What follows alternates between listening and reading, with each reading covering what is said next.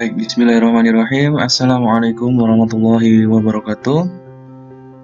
Selamat pagi anak-anak semua. Pada kesempatan kali ini, kita akan belajar materi Bahasa Indonesia kelas 7. Sebelum kita memulai kegiatan pembelajaran, terlebih dahulu akan saya sampaikan kontrak belajar yang nanti akan disepakati bersama terkait aturan-aturan selama pembelajaran daring.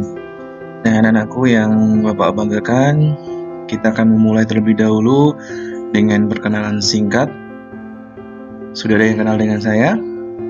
Ya, perkenalkan, nama saya Anas Haris Warudin, bisa dipanggil Pak Anas.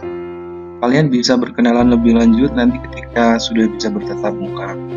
Namun demikian, ketika kalian akan menyapa Pak Anas, silakan bisa menghubungi melalui WhatsApp, kemudian bisa Facebook, di Instagram juga boleh, Twitter juga silahkan, dan silahkan juga nanti bisa mengunjungi channel YouTube Pak Anas.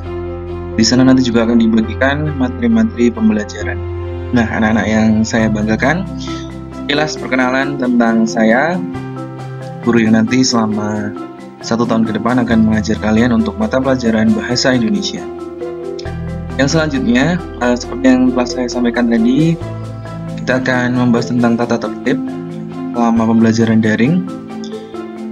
Aturan-aturan yang harus ditaati diantaranya adalah silakan nama profil WhatsApp diganti dengan nama lengkap, kemudian foto profil juga diganti dengan foto diri tampak wajah yang jelas ya, bukan yang lain. Kemudian kalian bisa hadir 10 menit secara virtual sebelum pembelajaran dimulai, jangan sampai terlambat. Kemudian yang kedua, silakan kalian melakukan presensi kedatangan maupun pulang yang nanti akan dibagikan dalam grup WhatsApp. Kalian sudah bergabung dengan grup WhatsApp kelas Bahasa Indonesia di kelas 7.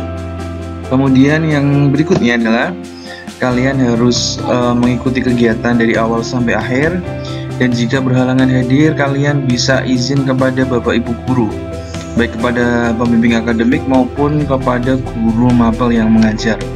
Kemudian siswa juga harus wajib mengikuti kegiatan evaluasi yang nanti akan diberikan oleh Pak dan Ibu guru. Baik anak-anakku, yang selanjutnya tentang tata tertib. Masih ada beberapa hal yang harus kalian ketahui dan harus kalian laksanakan selama kegiatan pembelajaran. Kalian menjaga etika ketika bermedia sosial, jangan sampai menggunakan kata-kata tidak sopan, kasar, apalagi melanggar undang-undang ITE, ada pembulian, menyinggung sara, berita bohong, dan lain-lain. Nah, siswa yang melanggar nanti tentunya akan diberikan sanksi, maka dari itu silakan ditaati bersama, dan hal-hal yang belum diatur nanti akan diatur selanjutnya. Baik anak-anak, langsung saja terkait dengan kontrak belajar. Kriteria ketuntasan minimal atau KKM untuk Bahasa Indonesia adalah 67, sama dengan mata pelajaran yang lain. Namun demikian, ini adalah target yang minimal, maka kalian juga harus punya target masing-masing yang tentunya lebih tinggi dari nilai 67. Yang selanjutnya terkait dengan materi selama kurang lebih 1 semester ke depan. Nah, kalian nanti akan diberikan buku Bahasa Indonesia, buku teks seperti ini dari perpustakaan. Kemudian selain itu nanti tentu ada modul yang lain, karena kalian program SKS, maka nanti ada unit kegiatan belajar mandiri, nanti akan dibagikan secara elektronik atau buku dalam bentuk elektronik, e-book.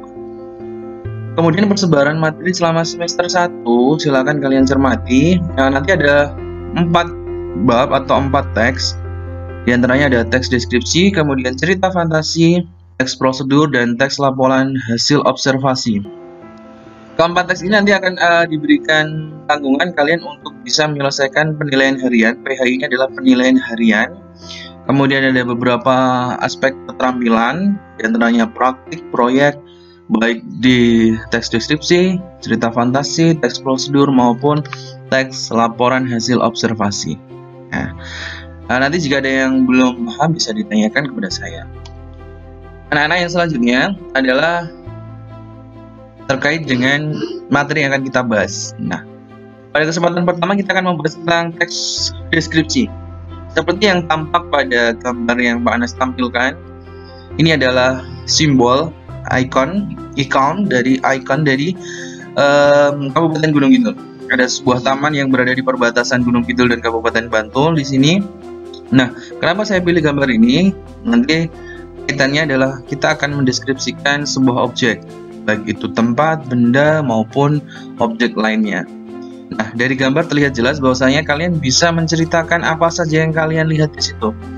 Ada tulisan, ada taman, ada berbagai tempat yang nanti bisa kalian ceritakan pula. Nah, selanjutnya ada sebuah tayangan singkat, kita akan lihat tentang profil dari Kabupaten Gunung Kidul. Kita akan lihat secara singkat saja.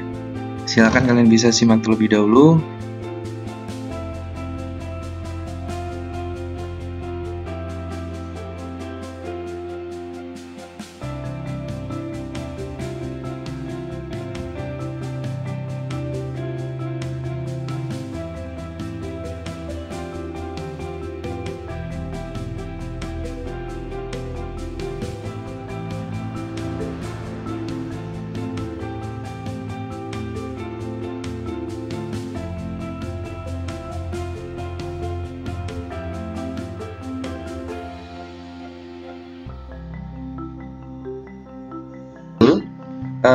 Itu adalah sebuah contoh teks deskripsi dalam bentuk tayangan atau sebuah laporan secara lisan tentang sebuah objek, yaitu bagaimana melaporkan kondisi dari Kabupaten Gunung Kidul. Baik, kita akan lanjut kepada belajar mendeskripsikan. Apa itu deskripsi? Nah, deskripsi itu sendiri adalah sebuah teks yang mendeskripsikan atau menggambarkan, merincikan suatu objek. Di bahasa Latin istilahnya adalah describe. Nah, setelah itu, apa objek dari teks deskripsi? Teks deskripsi objeknya adalah teks deskripsi objeknya adalah bisa benda, tempat, ataupun makhluk hidup. Namun demikian, objek yang dimaksud di sini berupa benda, tempat, atau makhluk hidup adalah sebuah benda atau tempat ataupun makhluk hidup yang bersifat khusus, yang berbeda dari objek yang lainnya. Nah, teks deskripsi sendiri bertujuan untuk menggambarkan suatu objek secara rinci, konkret, sehingga pembaca seolah-olah dapat melihat, mendengar, ataupun merasakan sendiri objek yang dideskripsikan. Nah, tampak seperti pada gambar ada sepeda. Di sini sepeda akan memiliki ciri khusus. Di sini yang saya tampilkan adalah sepeda berjenis kerbau atau sepeda kebo, sepeda zaman dahulu. Tempat pun juga tempat khusus yang berbeda dari yang lainnya. Seperti yang tampak di sini adalah objek wisata HHSK yang ada di Kecamatan Patok, Kabupaten Gunung Kidul. Begitupun ketika makhluk hidup. Saya contohkan, saya ambil kucing. Maka kucing di sini kucing yang memiliki ciri khusus. Ada kucing berjenis Persia, Anggora, dan lain-lain. Nah, seperti itu objek yang akan dibahas dalam teks deskripsi. Yang selanjutnya adalah, nah, kita main teka-teki dulu di awal. Silakan dijawab dalam hati. Pertanyaannya seperti ini. Saya punya 6 wajah, 21 mata, tapi tidak bisa melihat. Siapakah saya? Saya hitung 1-3. 1, 2, 3. Ketemu jawabannya? Jawabannya adalah dadu. Nah, ini pertanyaan sederhana, teka-teki. Ini ada kaitannya dengan deskripsi. Karena ketika kita akan menyampaikan sebuah objek deskripsi, kita akan sampaikan ciri-cirinya, ya. Kemudian kita lanjut saja. Yang berikutnya adalah sebuah deskripsi sederhana. Seperti yang tampak terlihat, deskripsi benda di bawah ini. Benda ini namanya bola, terbuat dari kulit, warnanya coklat, bentuknya bulat, bergerak dengan cara menggelinding. Nah, seperti itu contoh deskripsi sederhana mengenai sebuah objek. Kita lanjut tentang ciri-ciri umum deskripsi. Deskripsi itu sendiri, ciri umumnya ada beberapa yang perlu kalian pahami. Yang pertama adalah pasti mendeskripsikan sebuah objek.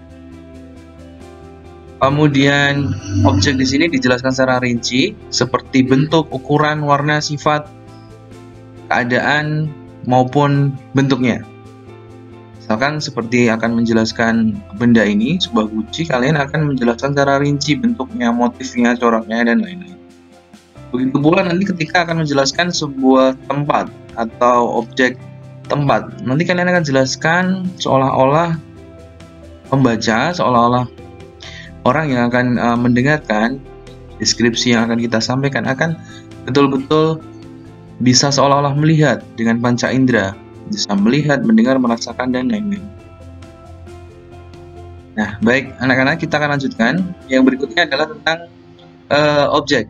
Pada kesempatan yang sebelumnya sudah saya sampaikan, objek yang dibicarakan pada teks deskripsi bersifat khusus. Ya, kemungkinan berbeda dengan objek lain, jadi memiliki ciri yang benar-benar khusus. Kalian harus memilih satu objek yang berbeda.